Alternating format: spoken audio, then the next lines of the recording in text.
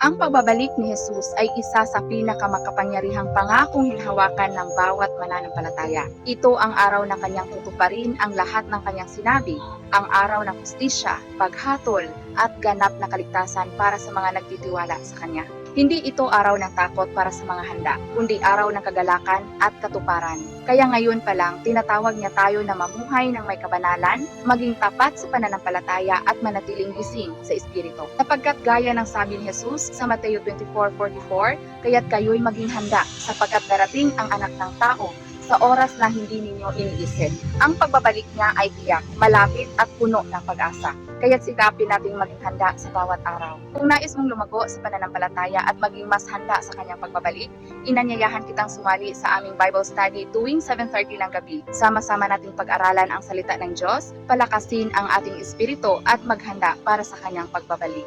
God bless po.